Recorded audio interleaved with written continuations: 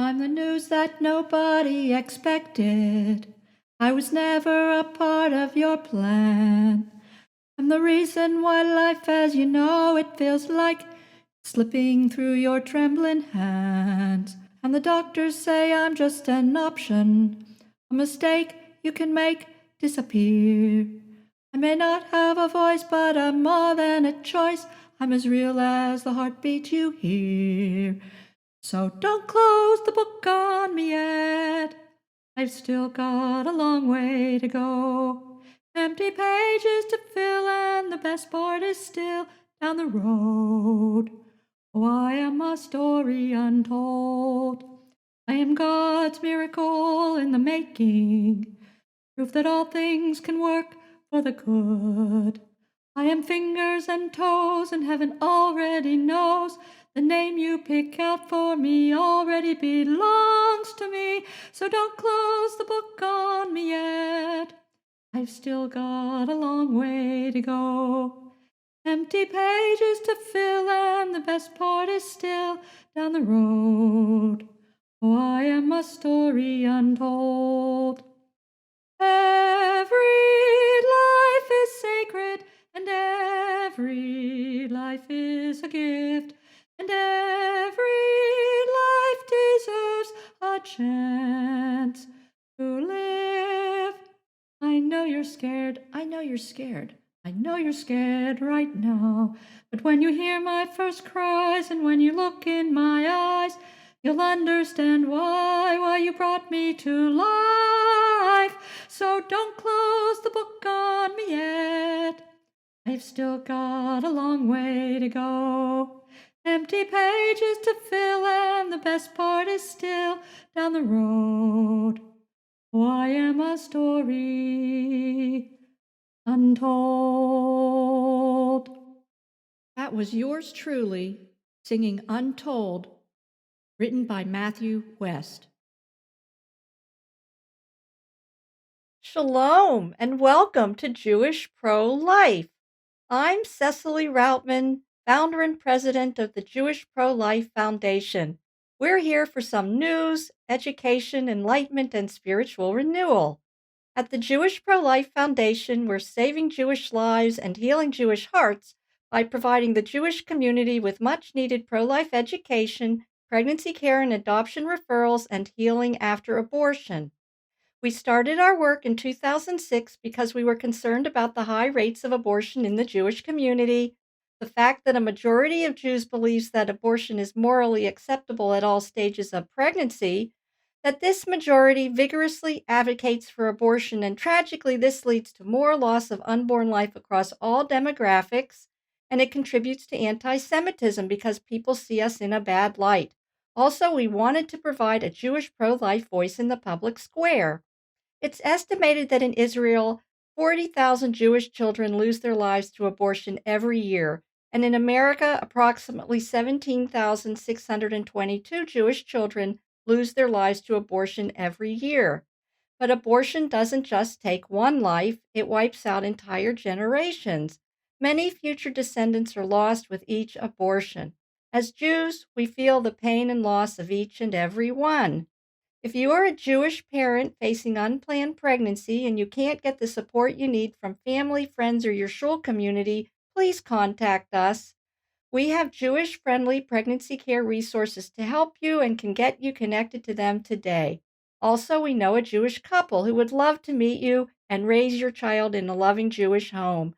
To save your baby's life, please call or text me today at 412-758-3269. Or you can email me at cecily@jewishprolifefoundation.org. If you've had an abortion experience and are suffering because of it, we have an excellent, effective healing program specifically designed for Jewish women and men, and it's available to you at no cost, regardless of your level of observance or affiliation. To start your healing journey, please contact me today.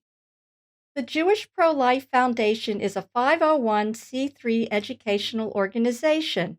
Since 2006, we've been saving Jewish lives by promoting life-saving solutions to unplanned pregnancy in the Jewish community.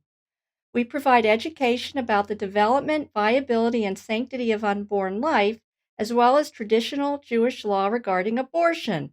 We inspire Jews to welcome preborn Jewish children into the inclusive movement of modern Jewish life and religion.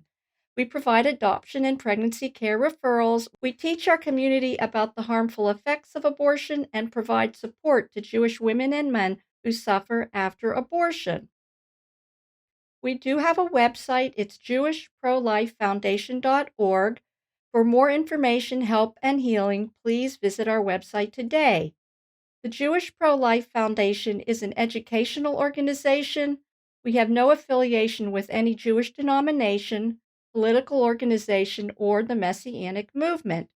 We speak to each Jew one on one because we believe that each one of us has a personal relationship with Hashem, and it is through this relationship that we derive a life affirming view.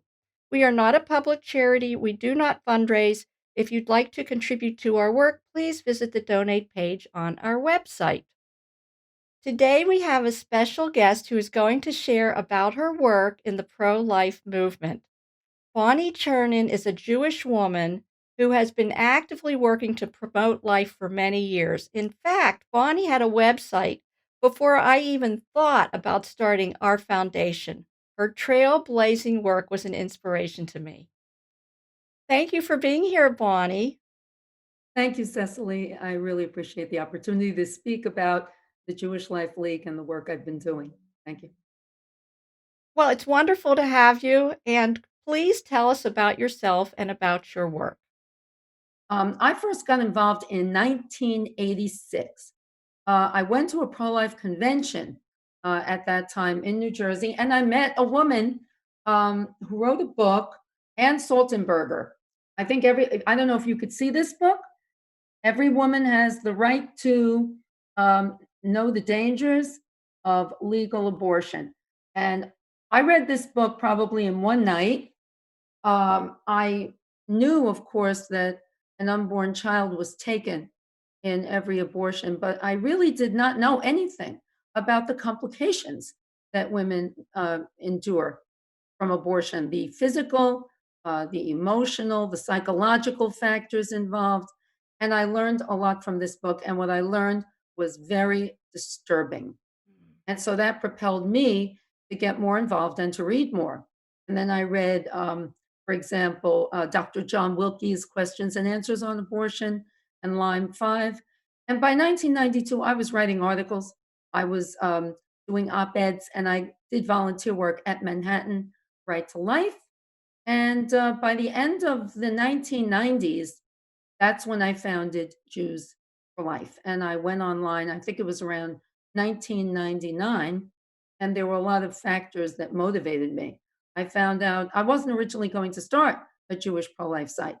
What really, what motivated me to do this was the fact that there was a letter from the Religious Action Center for Reform Judaism, 729 rabbis, all reform, wrote to the Congress asking them to, in fact, I think I have the letter right here. I'm not going to read it. I'm just going to read what it says because it's so important to know about this. And it's the full text of the letter.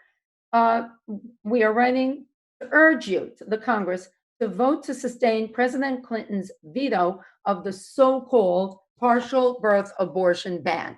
729 rabbis supporting partial birth abortion, which we know is the most horrific and barbaric act. One of the things that I wasn't planning to start a Jewish pro-life website. I was just planning to get involved, get involved by writing letters, doing op-eds. And of course, I was motivated after doing volunteer work for Manhattan Right to Life. But then when I found out that 729 rabbis were supporting partial birth abortion, I thought that was horrible. I couldn't believe 700 from the Religious Action Center of Reform Judaism. And they wrote to the Congress urging them to sustain President Clinton's veto of the so-called partial birth abortion ban of 1997. And I just could not believe it. I was horrified. And that's what really got me into the pro-life movement in a more active sense. The internet was brand new, pretty much. A lot of people were not on, but I started writing for various online webzines, and I began Jews for Life. That's how it all began. Wow.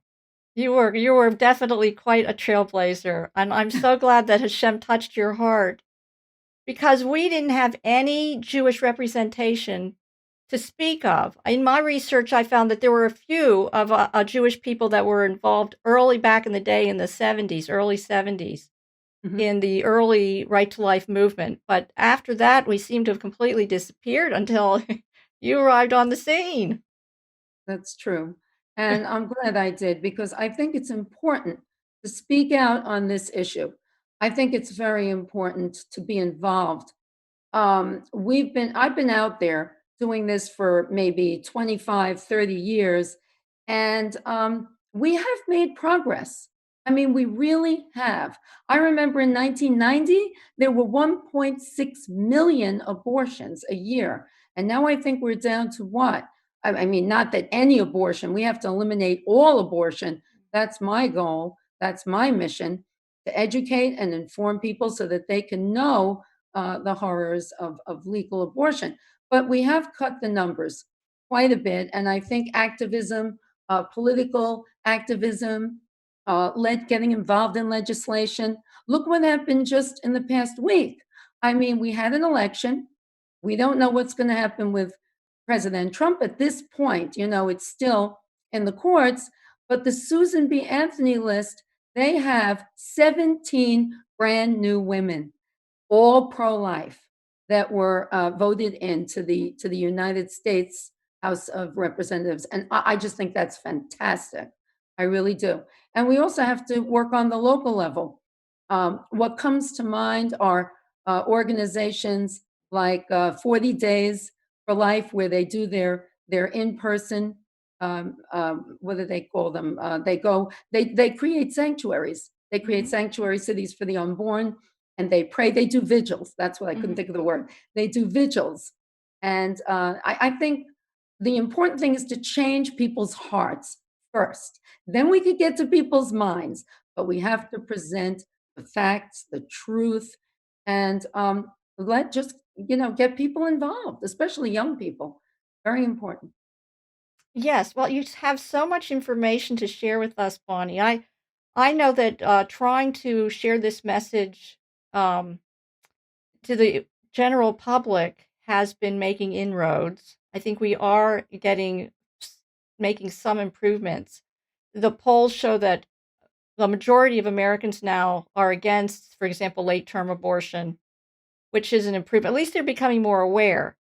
Our Yes. work here at the foundation is trying to educate Jewish people, and the majority of us has been completely bamboozled by the propaganda of abortion.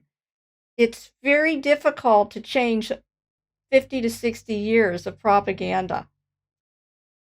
Yeah, I agree. I think we're fighting against big abortion. We're fighting against Planned Parenthood, against the National Abortion Federation.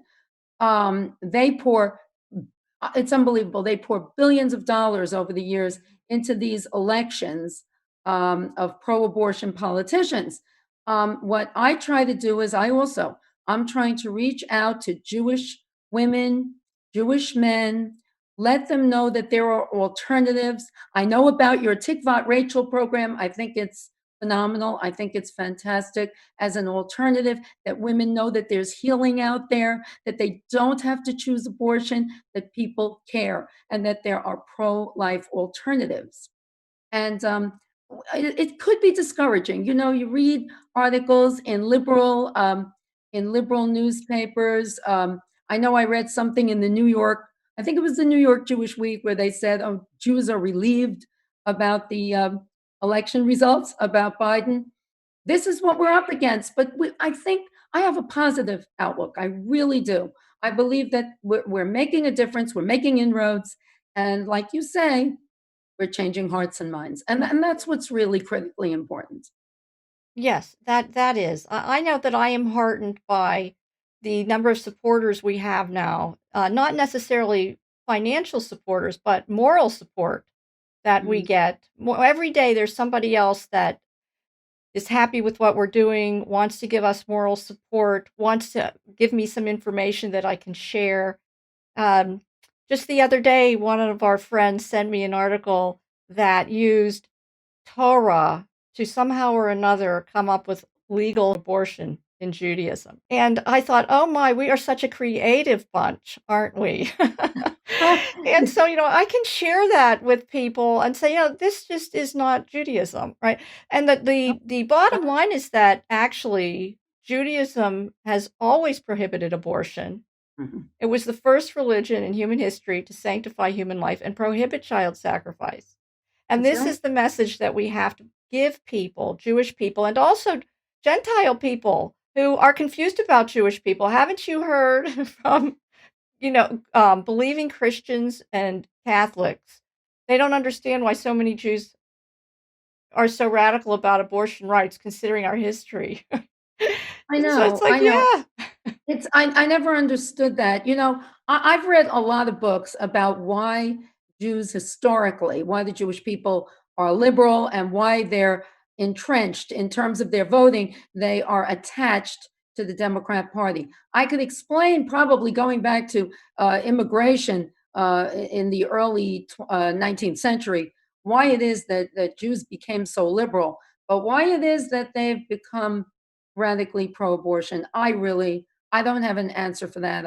I've never been able to figure it out. I think perhaps they see the woman as the primary victim. In this case, the woman gets pregnant, and they just want her to have the rights to. But it's not just the Jewish community. Unfortunately, when something is legal, when you have abortion legal, and it becomes a right in people's mind, they don't want to change this. It becomes almost embedded in the way that they think, and they don't think that there should be any other alternatives.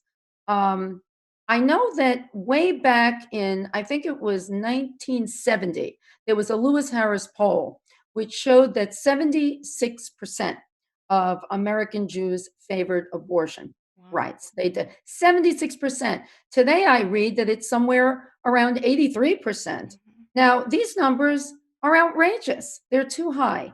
And we have to educate people, as you say, about the Torah, about traditional, authentic Judaism, and that there's absolutely nothing in the Torah that would ever, Exodus 21 is often misquoted.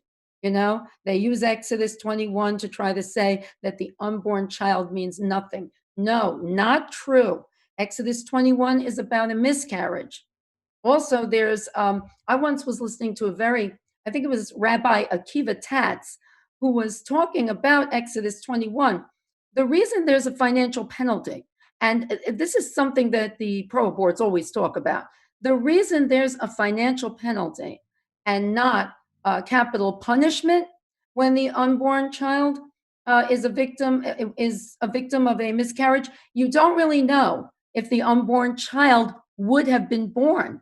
There's a Mm. born alive rule, which means that you have to be able to prove that it was the crime that caused the child to be lost. Wow. That's the only reason that there's a financial penalty. It does not mean that the unborn child does not have value. It does not mean that its life is not sacred. In Judaism, all life is sacred. You could even violate the Shabbos. You could violate the Shabbos and holidays in order to save the life of an unborn child. That's what I try to I try to get that point across to people when I speak to them. So do I. I know, and one thing that's really helped me in our work is that I can be happy to be Jewish. In, in Mm, my in my history, I had disengaged from Judaism several times, and then mm, I would come back, and then I would leave, and then I would come back. As most secular American Jewish people, I was ambivalent about my faith. mm. I have a connection with Hashem, a personal connection. I feel that very strongly, but I wanted to be affiliated. And I when I became aware of this issue, in 2005, it just all of a sudden hit me like a ton of bricks. It's like, wow, I don't know if I can be part of a religion or a theology that believes that there's no criminal liability, there's no consequence at all for taking the lives of all these innocent human beings. Mhm. That was one of my motivations for starting the Jewish Pro-Life Foundation. I needed to build what I call a rabbinistry, a pro-life rabbinistry, so that I would have fellowship of like-minded Jews. And I didn't know anybody except for Rabbi Novak, who agreed to be on our board, who had pro-life, life-affirming sentiments as a Jew. I just took it on faith that there were other ones out there, and I'm so glad that I did because now I don't have to hide my head in shame when I'm talking to people who accuse Judaism of being something that it's not. I just say to them, "Well, that's fake Judaism. That's what's been given to us, and it's not real." One of the rabbis that I talked to in New York explained some of this disconnect by the Holocaust destroyed so many righteous leaders in the Jewish community that after that, we had just so few to carry the message of what Judaism is actually all about. And so that left this vacuum for more secular, secular Jews to step in who were looking for leadership positions in the Jewish community. And so that's partly how that happened. And I think it's wonderful. I know on your website as well as on mine, we do promote Jews in leadership positions who have a life affirming view. Right. Well, when I started, the rabbi that I knew who was involved in pro-life work was Rabbi Yehuda Levin. I think he's still out there. I know he's attended the March for Life several times, and now Rabbi Nassan Leiter, he's out there. He's pro-life there, and the rabbis on your board, of course. There are many people out there who are pro-life, and I know that in my own circle of friends when I speak to them about this issue, many of them have changed. Many of them, when they know the facts, change. The only people I find that it's difficult to work with are people who are really, really militant about abortion rights. We have to try to, I think, speak with people who are in the middle, on the fence, who really don't know the details about dismemberment abortions, about what partial birth abortion really does, and about the fact that abortion has always been legal. Because of Doe v. Bolton, abortion has always been legal for all 9 months of pregnancy. And it's so important to keep informing people and to bring as many people to this righteous cause. Very important. And that's what I'm trying to do. I inform people. I write articles all the time, as you know. I'm always writing. I just wrote 2 articles about the election. But that alone is not going to do it. We have to be actively involved in some way, shape, or form. I think getting active, being proactive, and not getting depressed about elections, just to keep working to save the unborn. And the more people that come over to our side, the more these things are going to happen for the more unborn children we're going to be able to save. So that's where I'm at with that. Yes, I think it's very important to rehumanize the baby in the womb. This Yes. has been so successful in terms of the abortion industry propaganda. All of a sudden, it's not a person, right? Or Mm. it's not, whatever it is, it doesn't have any dignity, value, or worth. And there's no obligation to protect that child. But once we can rehumanize and redefine that child as it really is, it's a baby, it's a human baby at an earlier stage of development, I think people will be more compassionate and feel more obligated to protect it. While it's nothing and nothing, right? They don't feel that sense of responsibility to protect that child. I That's one of the reasons why on our mission statement, I'm trying to encourage Jews to include unborn children in this inclusive movement of modern Jewish life. Everybody's included except Yes. this one demographic, and because they don't seen as people.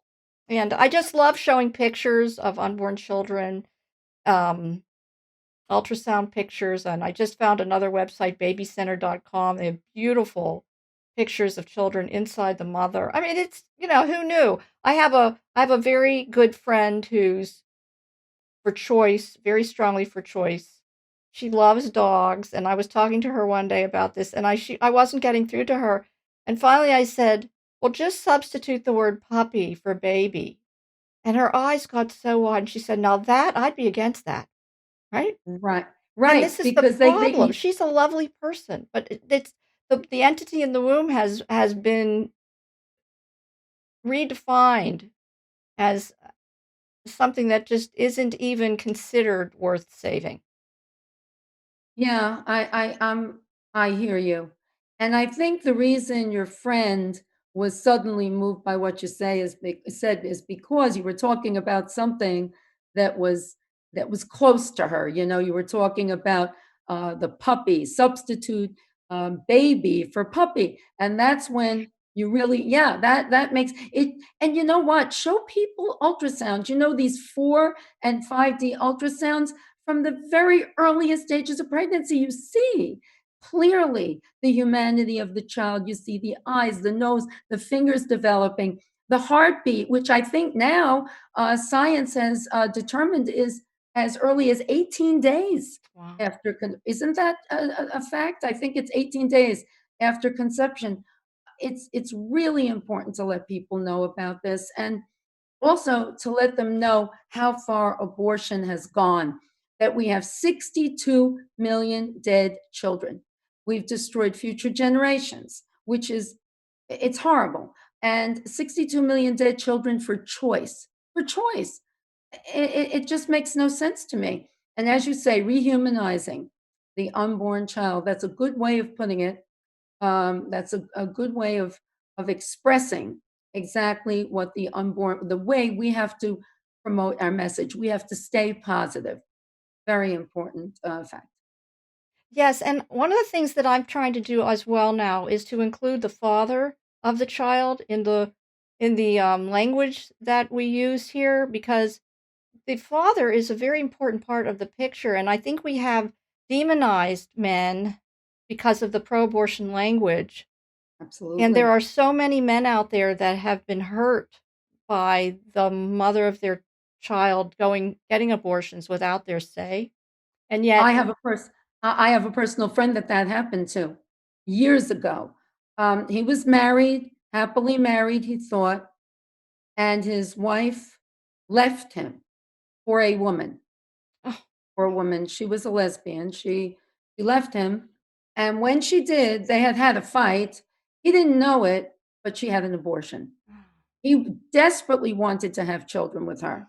And literally on the way out the door, she said to him, "Just so you know, I killed your child. And I oh, was happy to do it." And I'm not joking. This is what I mm, wrote an article about it. I wrote an article about it on my website. You could find it on my blog.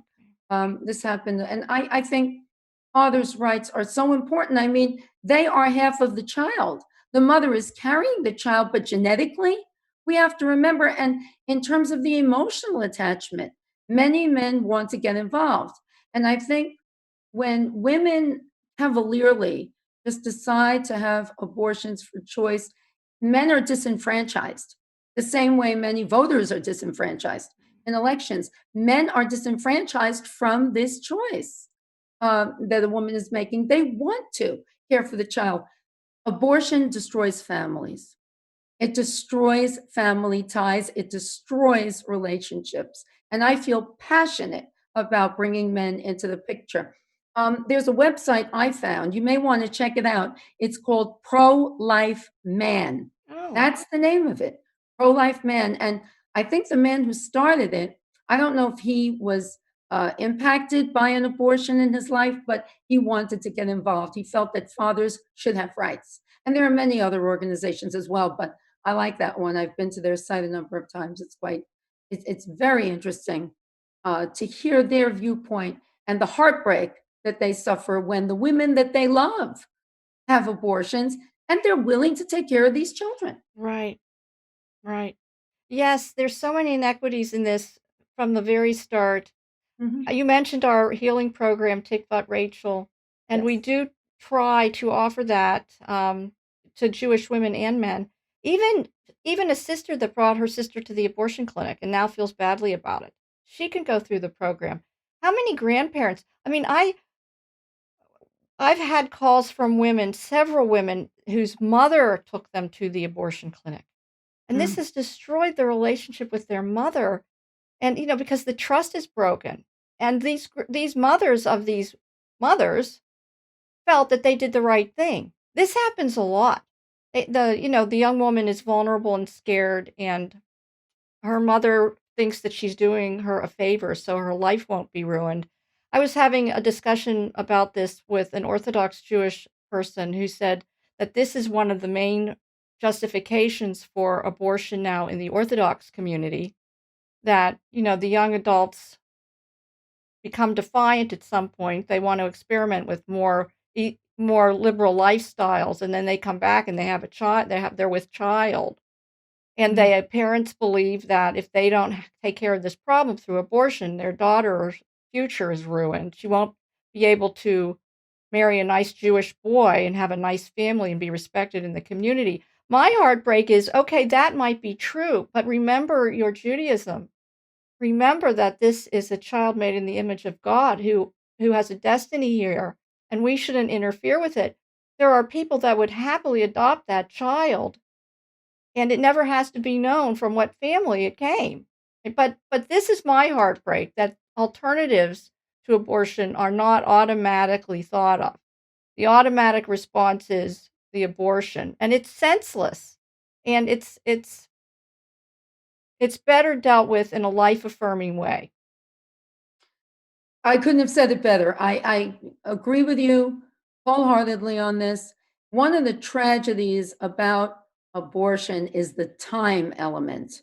Mm. When you're talking about making a quote unquote choice, it's a woman has to, or a girl has to make this decision very, very quickly. She has no time to think it out. She has no time to get to a rabbi, to speak to a religious authority, somebody who could guide her in the right direction, because you're trying to make this decision under stress.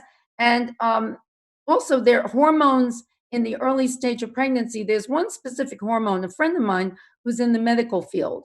She was telling me that I think it's the hormone HCG.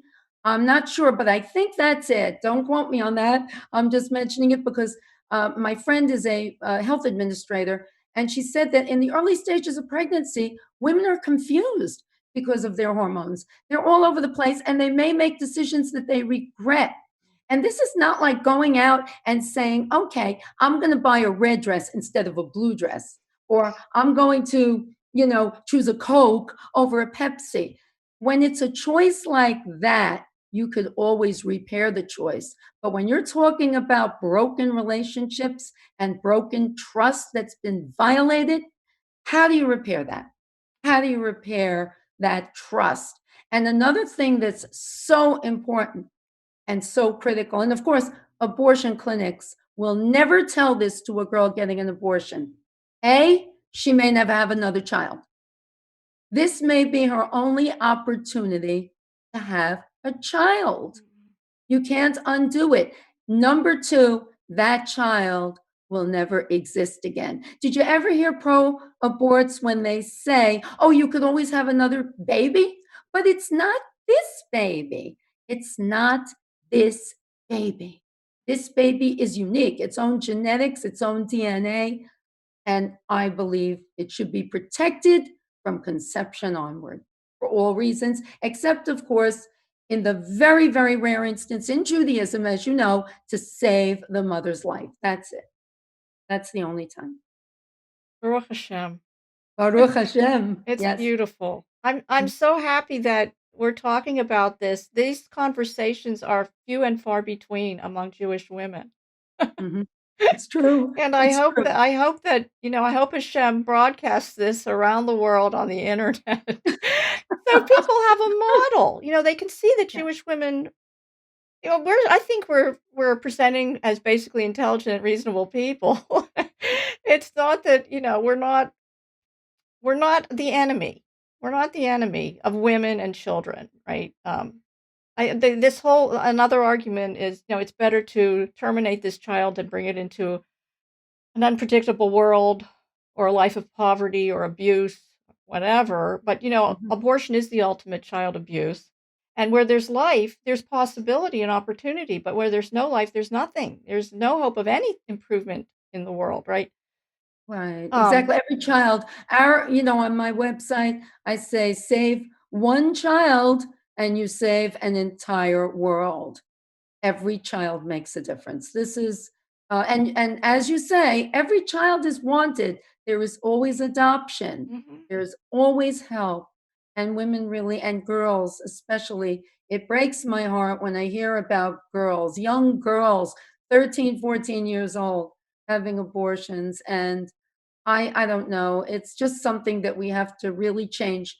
We have to work on people's hearts, on their minds, and we have to give them all the information we can. They have to be aware of all the life affirming options that are out there. So I'm with you on that. And your Yes. program, I think, is wonderful. I've read it. You know that. You've sent it to me. I'd like to get another copy and of Tikvat Okay. Rachel. And I think, that's something I would be. Listen, I'm in New York City.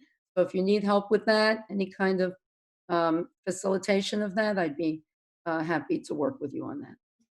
Okay, yes, I'll get that to you. And I think before we leave, one thing I want to do share is that our outreach is done in a loving way. It's Mhm. very important. I've become, more loving and kind through my pro-life work, and I'm just accepting that people think in a way that I feel is destructive, right, to one's soul, families, communities, and our relationship with Hashem. I believe that, but I don't hold anger or hostility to people that do believe that. For one reason, for one thing, in my past, I was neutral at best about abortion. Mhm. I remember you I saying wasn't that. really pro or against it, but I was neutral, and to me, that was not the right attitude to take. But I was uninformed and uneducated and uninterested, really. So if I was like that, and I was able to see the truth and become involved. I know that there are many people, Jewish and non-Jewish, who believe what they believe and they believe in how they believe, but that doesn't mean that if they're approached in a kind and tolerant way, that can come to see this point of view. Um, you know, one thing's for sure, we all started inside the womb. And so we can really empathize, right, with these kids in the womb. We were all there once. We all started there. And it's really humbled me because who am I? Who's anybody really to say who gets to live and who gets to die?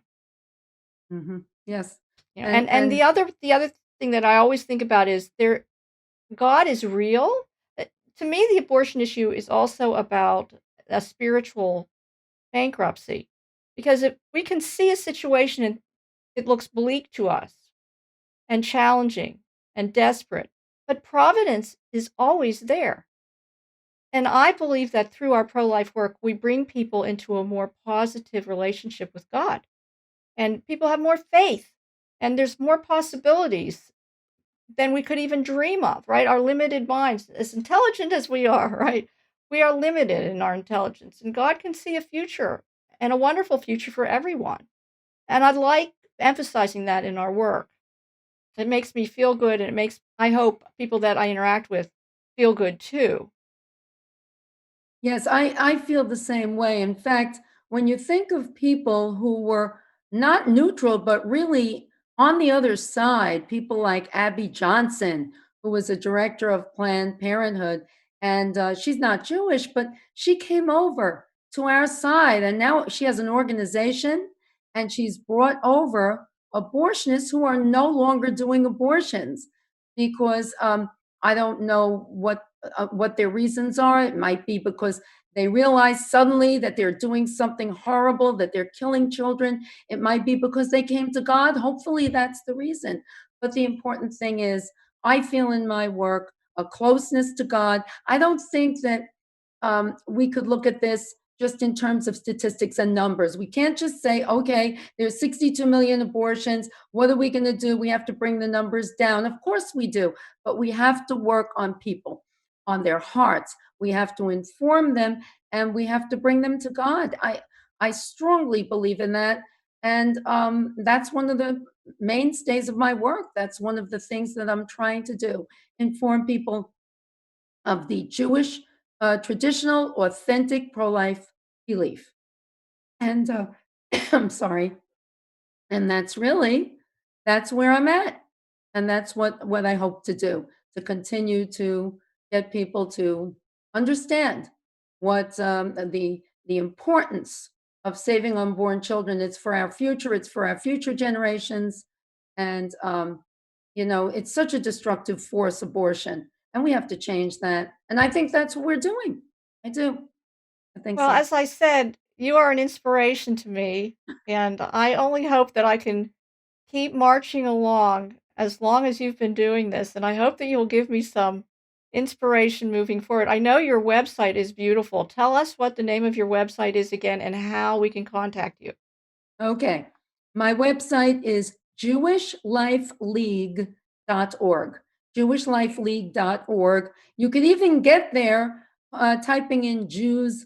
jewsforlife.org, which is a little easier to remember. It's jewishlifeleague.org. And I could be reached at info@jewishlifeleague.org. Okay, jewishlifeleague.org and info@jewishlifeleague.org, right? Yes. Bonnie, is there anything else you'd like to share with us before we close our interview? Yes. I want everybody to keep the faith, to keep their belief in God strong, to keep hoping and praying that we could end abortion. I believe, however, it's really important to stop abortions, to prevent abortions by informing people, getting them informed so that they know that there are other alternatives. This to me, and getting them to feel closer to God. And I always talk about, of course, I always bring the religious components, the fact that it's so important to know that Judaism is a pro-life religion going all the way back, and I always bring that into the picture. But I also think it's so important to realize that even if we're not ending abortion right now, at this moment, we can prevent abortions. We can help girls who feel that they're desperate and that they need help. There's help for them. There are life affirming choices. And that's what I hope to inform people about. Okay. Well, thank you so much, Bonnie, for being here. This has been great, and please, we'll have to do it again. Oh, absolutely. I love this. Thank you, Cecily. And Okay. God bless you. And thank you for all the work you're doing. And hopefully we could work together in the future. That's what I would like. For sure. Thank you, Bonnie, so much, and we'll be in touch. Okay. Okay. Thank Have a you. good night. You too. Bye-bye. Bye-bye. That was Bonnie Chernin. Wasn't that delightful? She is just a beautiful person. So brave, so strong, and such an inspiration. We can only pray that more Jewish women will come on board and talk the language of love and compassion and life. We do want to share about our pro life rabbis before we close.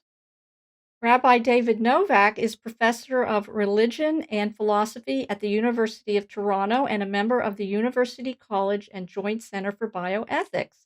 He is available to discuss Jewish theology, ethics, bioethics, natural law theory, and Jewish Christian relations. Please email Rabbi Novak at david.novak@utoronto.ca.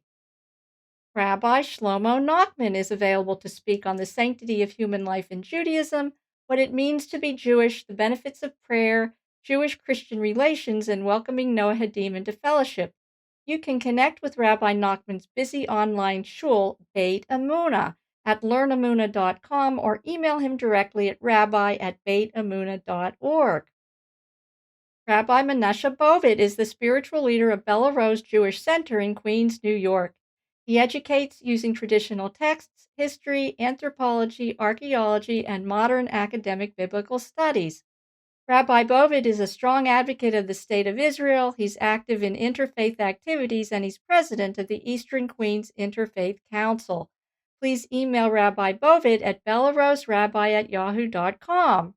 We did mention our healing program during the interview, Tikvat Rachel.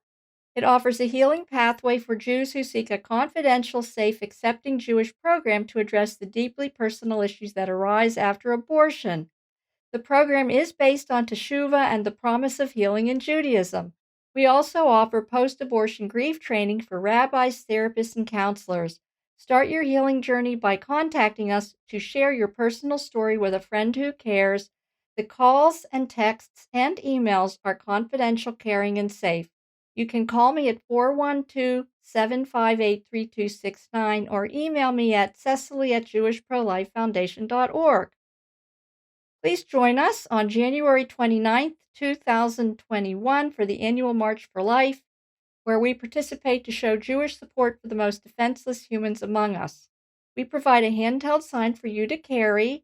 Check out the calendar page on our website for itinerary updates. If you can't travel to Washington, D.C. and would like to attend a local March for Life in your area, the calendar page also has a link to local marches, and we will send you a sign upon request. Thank you very much for tuning in today. Please visit our website, jewishprolifefoundation.org. You can go to the library to download our PowerPoint and healing program. You can request a welcome packet at our website, and please check out our Pro-Life Rabbis page, the Pro-Life blog, and our Jewish-friendly pregnancy care and adoption resources. Be sure to visit our worship page where you can learn more about Beit Emunah, a life-affirming shul that welcomes and affirms Jewish pro-life advocates, former abortion advocates, and those who suffer from an abortion experience or from involvement with an abortion decision. Also, please subscribe to our podcast, Jewish Pro-Life, where we upload the audio of our shows. At the Jewish Pro-Life Foundation, we are making the original pro-life religion pro-life again. I'm the news that nobody expected. I was never a part of your plan. I'm the reason why life as you know it feels like it's slipping through your trembling hands. And the doctors say I'm just an option, a mistake you can make disappear. I may not have a voice, but I'm more than a choice. I'm as real as the heartbeat you hear. So don't close the book on me yet. I've still got a long way to go. Empty pages to fill, and the best part is still down the road. Oh, I am a story untold. I am God's miracle in the making, proof that all things can work for the good. I am fingers and toes, and heaven already knows the name you pick out for me already belongs to me. So don't close the book on me yet. I've still got a long way to go. Empty pages to fill, and the best part is still down the road. Oh, I am a story untold. Every life is sacred, and every life is a gift, and every life deserves a chance to live. I know you're scared, I know you're scared, I know you're scared right now, but when you hear my first cries and when you look in my eyes, you'll understand why you brought me to life. So don't close the book on me yet. I've still got a long way to go. Empty pages to fill, and the best part is still down the road. Oh, I am a story untold. May there be abundant peace from heaven and good life upon us and upon all Israel. Amen.